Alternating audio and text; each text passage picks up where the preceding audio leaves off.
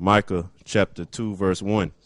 Woe to them that devise iniquity and work evil upon their beds. When the morning is light, they practice it, because it is in the power of their hand. And they covet fields and take them by violence, and houses and take them away. So they oppress a man and his house, even a man and his heritage. Whose heritage he oppressing? Ours. You know? Everybody. Now, even mainly Israel. Yeah. We're the men whose heritage he has oppressed and stole. Because, the so-called white man, beginning with them elite banking families, they call themselves Jews, but they're not the real Jews. The real Jews are the so-called Negroes that were brought here in cargo slave ships.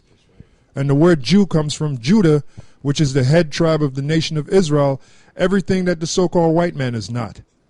All right? He's not an Israelite. He's not the original members of the land of Israel. He's not a Jew, which is what the Babylonians called us. That was our history. That was our heritage, which he oppressed, which he stole. That's right. So now through the power of the scriptures, through the power of Yahweh Hashem Yahushua, through the scriptures, we were reclaiming our heritage that he stole. So that's the time we're in now. That word there for oppress in the Hebrew, I forget what it is, but it means to get by deceit or get deceitfully, to steal. When you get something by deceit, you're stealing it. You got it. Yeah, Kun. Brother, if you can, give me Habakkuk chapter 2, and then the point is in 5. You may want to start up just a little bit, brother.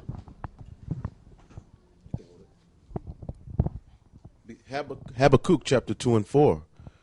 Behold, his soul which is lifted up in him is not upright. His soul which is lifted up is not upright in him, but the just shall live by his faith. Say something about that. Yeah, he just ain't right. He just ain't right. He was, like Elder Gabar just said off the mic, he was never meant to be right. And it tells you that when you read Romans chapter 9. He was a vessel, also in Psalms. He was designed to be a vessel unto wrath. We were designed to be a vessel unto mercy. Go ahead. But the just shall live by his faith.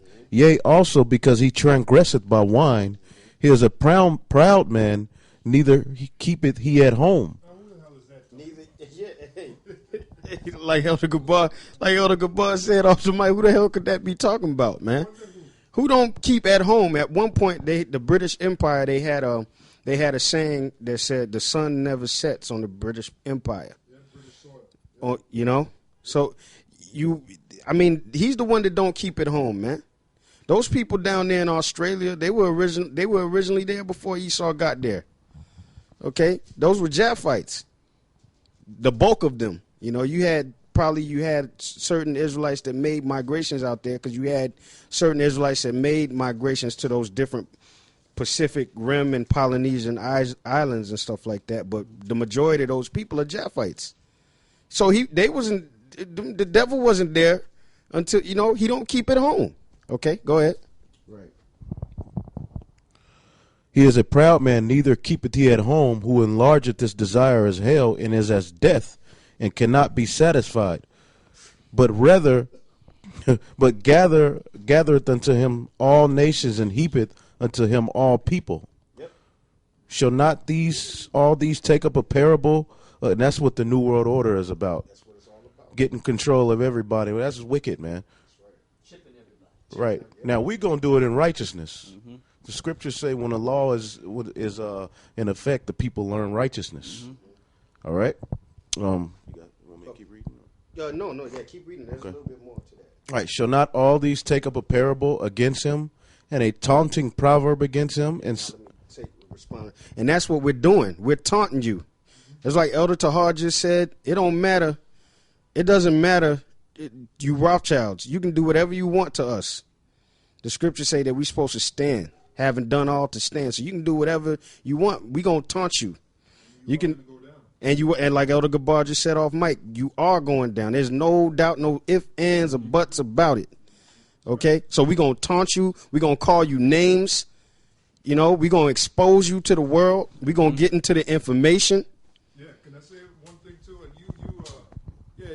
can try to destroy our sites on the internet, on YouTube, take down our pages. That's not going to stop the word of the Lord. The only way you can stop this truth from coming out, which is the cat, like Elder always says, the cat is already outside the bag. So you can't stop it. The only way you could try to stop it is by shutting down the internet, which is already too late. All right, the word has gone out. Even in the book of Psalms 19, it says, "Have they not heard? The word has gone out throughout the ends of the earth." We got brothers out there in England. We got brothers out there in Germany, right? Holland, brothers in Alaska, Jamaica. and then what did Yahushua said? He said that this word would encompass the whole earth, and then the end shall come. So the bottom line is, you bankers, you going down. All what you're doing is just ensuring more iniquity for you to be judged for. That's all you're doing.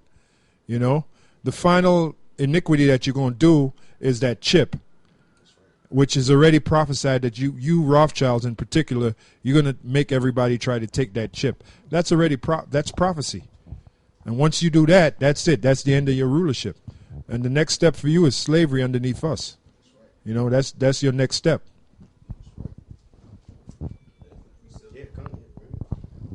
Proverbs 29:2. When the righteous are in authority, the people rejoice. But when the wicked beareth rule, the people mourn. And that's what's happening right now all throughout the four corners of the earth. People are mourning right now because the so-called white man, the wicked, he's bearing rule right now. There's no peace in the earth. Believe me, when the Lord sets us up, when he sets Israel up and they elect up under the Yahweh Shem Yahweh Shai, we're going to give everybody their fair shake. Okay, everybody's going to get their fair shake. You're going to get your fair lot. But until then, we have to suffer this wickedness by the so-called white man. But believe me, when that time comes, we're going to put everybody in the right order, man. All right? That's right. Yeah, and if I may say about that, we're going to give everybody a fair shake, but don't get it twisted, you other nations out there. I know we harp on Esau, but you're going to be under our foot too, okay? Because I got a special disdain. I got a special disdain for you other nations too, man. That like the Moabites, them damn gooks, man. I got a special. Hey, man, me and this brother make a point all the time. Like, Moab is supposed to be the baddest martial artist in the world, right? He can do this, and he gets his ass kicked every MMA fight I watch, man. that after the kingdom is built up too, that's when they're gonna get their fair shake. Because we are going to give them their fair shake. They're going to have their inheritance. If you read after 1,000 years of slavery. After 1,000 years of slavery, then the other nations. The only nation that's going to be phased out is you Edomites, the nation of Esau.